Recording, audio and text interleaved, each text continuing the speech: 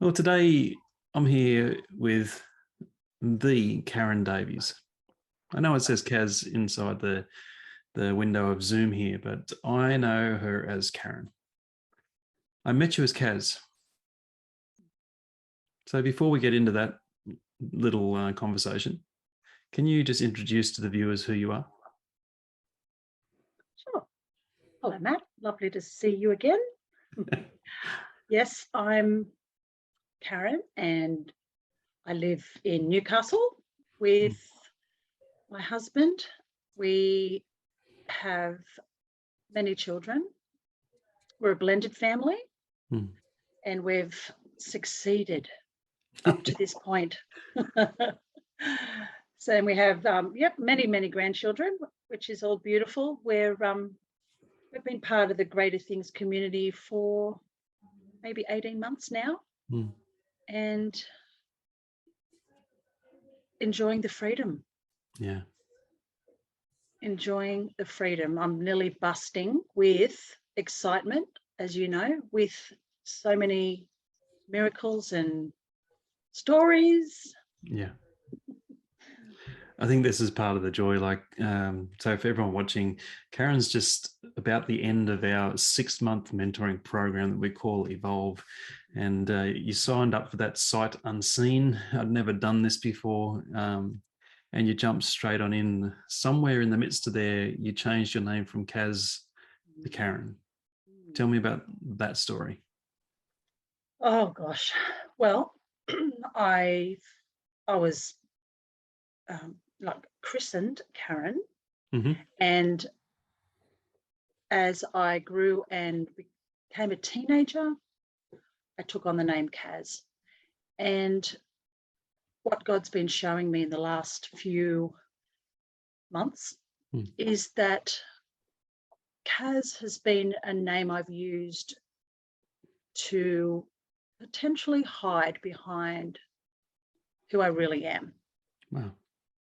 It was, so it started at a retreat that I went to, and it was just incredible. I'd registered under Kaz, and when I arrived, everything was under the name Karen. And I thought, hang on a minute, I'm Kaz. But when I got to the car park, there were 2 cars that pulled up at the same time as me, and both sides of my car, there was a Karen that came out and another Karen. So there were the 3 Karens that we arrived at the retreat, and there was some amazing things that went on. That was when he first started to whisper who I am in him, and really getting to the nitty-gritty of my identity. And I know there's so much more to just a name change, that it just means so much to me. And I'm still processing it. But there's a safety in being called Karen, and a knowing and a comfort, which is really interesting. But it's like I'm okay to be Karen. And I don't, and when I think about the timing of when I started to call myself Kaz, it was really around, when I was really starting to battle some trauma, and so that's where I'm at. And it's a new thing. It's a lot of people are like, hang on, what's going on? You're Kaz, and that's okay. People can still call me Kaz, but I know I'm Karen, and he knows me as Karen. And Karen means pure. And that's another great big story. But I just love that that's what he knows me as, is purity. And I didn't feel pure as a teenager and growing up. So I'm just grasping that again, starting anew. Yeah. Because this name change from Kaz to Karen, this is only weeks. So this is a brand new revelation. Yeah. It is. And so part of, even doing Evolve with me and with Trish, the concept of identity, I think it's one of the fundamental things as humans that we should be understanding. I don't know whether we do that fantastically well in our schools, and sometimes even in our churches, Karen, where we focus more on who God is rather than who we are. I'm not saying it's not a wrong thing to focus on who God is, but at the same time, understanding who we are, understanding our design, understanding why God's put Karen together is very helpful in understanding then the process. And so the shift from Kaz to Karen and this word purity gets layered back upon you. Now, even by you just sharing the stuff that you did that in the teenage years where it wasn't fantastic, it sounds to me like things were starting to be stolen from you in that place of purity. Yeah. And Jesus is restoring that now? Absolutely. Absolutely. Yeah, I was running to everybody to try to find out who I was. And I was looking to people to tell me something about myself that I wasn't aware of. Like I didn't know who Jesus was. I knew of God and went, to an Anglican church, and all that was fine. But really, I grew up thinking God was someone to be frightened of. Like I was scared of him. Yeah. And so it was hard for me to look to him to find out who I was, because I based it all on what I had done wrong, and I didn't know how to change that, and thought I had to do different things to earn his approval. But it wasn't until I really got to know who Jesus was that things started to change, and that really has come through in a really big way since Evolve. Wow. Really, really big way. Like I've known who Jesus is, but I haven't had that really one-on-one relationship and know that I'm loved, and know that he adores me, and I don't have to do a thing. It's so different, because for so many of us who've been raised in religion, performance is the thing. Like, you have to do this so that God's not going to send lightning down from heaven upon you. And for people like yourself and myself raised in those sorts of world, the bar's just too high to jump. And it just keep getting higher. So even if you get close to it at one point, the next day you're supposed to jump that thing again. I don't know about you, but I was no good at high jump. Yeah, it wasn't one of my gifts either. I could marvel at it, but I couldn't do it. But this is part of, I think, the undoing of so much of what religion has done in so many people's lives. Yeah. And again, people often say, are you anti-religion? Well, that's a good question these days. I'm anti anything that's trying to steal, kill, and destroy the relationship you have with God himself, the creator, the designer. It's why I'm so big on Eden, Karen. And you know me well enough to know that Eden is that place that we start from, not where we finish from, the place where we start from. So Kaz becomes Karen. And in the last few weeks, God has been, I was going to use the word evolve. It sounds like a good time to drop the pun in. But there is something evolving that's inside of you that's producing something. Now, has it been scary? No, I wouldn't say it was scary. It was surprising. Yeah. When I look back at the timing and I recall how he's prepared me. Yep. I look at it with just a, oh wow, of course. He knows that I love laughing. He knows that I like a joke. He knows that I love surprises. And that's how he's done it. He'll use different things, or not just even use, but he'll highlight different things to remind me that he's ahead of me. Yeah. and I don't have, I'm not worried about anything about it, and it's an opportunity as well to explain why I'm Karen. When people that know me as Kaz and they go, what's going on? That person's calling you Karen. Are you okay with that? And I'm like, as a matter of fact, I am. And let me tell you why. Yeah. Yeah. So, but no, for me, it hasn't been scary. It was more a surprise. So talk to me a bit about the people that God's drawn around you through this season as well. Like what does that feel like? Like, explain to me the experience that you've been having with the people that God's drawn to you. Gosh. Yeah, it's me being a people person, I've always thought that I've needed people in the flesh and really close up, and to do life really, intimately meant I need to meet with them regularly, weekly, and it needed to be in the flesh. What I found is that the family that I'm part of now, we make eye contact, and I know that's been something that Jesus has been showing me about intimacy, and how eye contact for me hasn't been an easy thing when you carry shame. Yeah.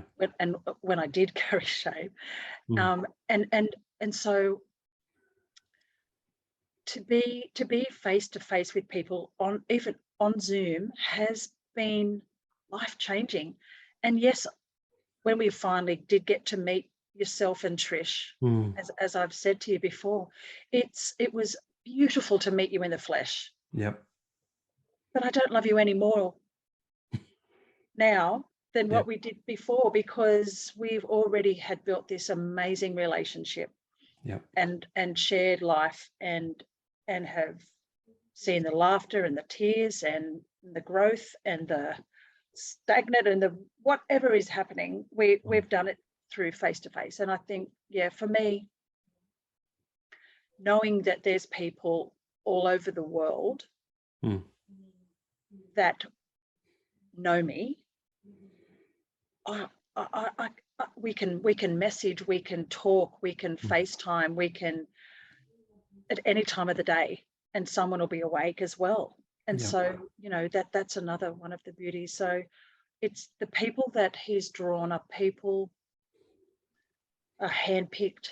It's like they're handpicked, and the variety is divine. But the link we have is just really hard. It's hard to express I don't even know how to describe it. It's a knowing. It's being a family that we can be vulnerable with, and real, and not be judged. We can laugh. We can laugh together. We can cry together, and just like most communities and families, it sometimes takes a little while, and at different times where we feel safer than others to share the different aspects. But, See, I think part of sorry. No, you're right. So part of it is at some point in time in the 6 months of you doing Evolve with us, you had to say yes to intimacy and vulnerability and authenticity. To be honest, Karen, I've never known you not to be any one of those things. You are an open book, and even when we decided to record this, I thought, no, people need to see this brilliant human as well, because she carries such authenticity, and you can't hide it when the Holy Spirit's doing something that's actually very helpful in the place of restoration and healing that's in your life. And so finding people that God draws to you, it's not just like a automatic start to relationship. There's yeses involved inside of this. There's stories, there's parts of your world that have been challenging, but the sense of love that's been flowing from what you're saying is allowing that place of safety to allow story to be heard. And it hasn't mattered whether you're sitting in the room or you're sitting a long way away from them. Yeah. That's right. Exactly. It hasn't mattered at all. Yeah. It hasn't mattered at all. Yeah. No. There's something so redemptive about that. So let me ask you a question. The Karen that's sitting here today, and we won't give away your age. I'm happy. Oh, I'm happy you're happy. But if the 14-year-old Karen was sitting right beside her, what would you say? Mm.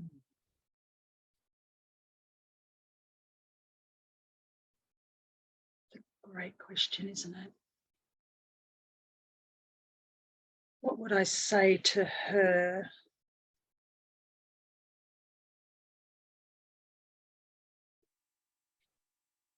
I probably would have said, look outside your family for what you need.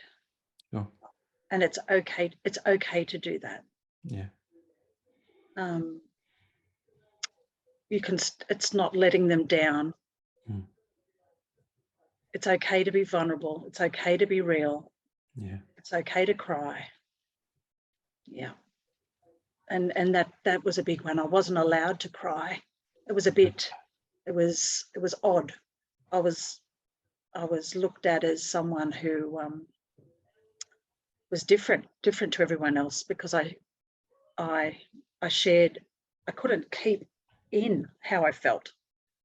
Yeah. But I learned how to control the tears, and then they would bubble up in seemingly strangest places, Yeah. because I couldn't share how I actually felt it when I needed to. Yeah. Yeah. Yeah. So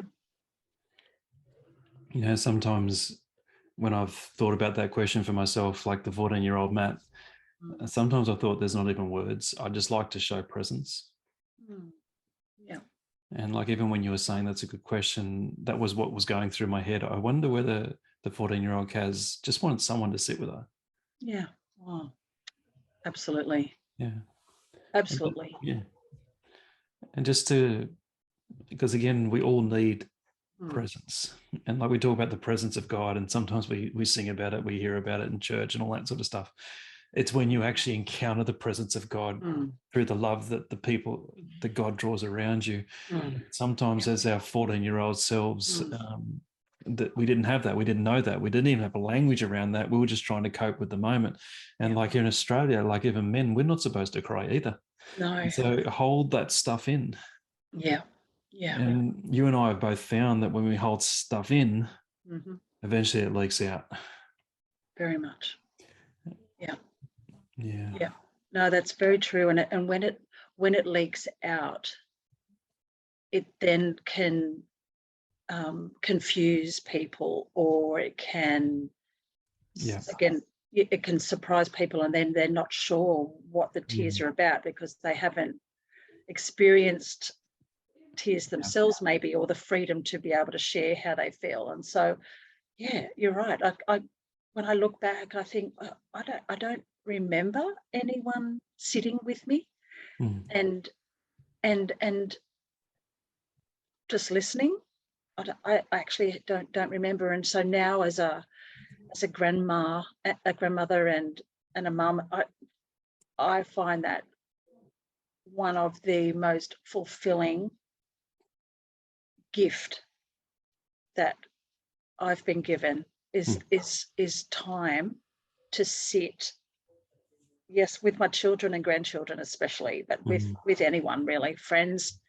I just, like, as we say, at the table, but just to sit and not even have an agenda, but just sit and let them. It's a beautiful gift that I can give people. Yeah.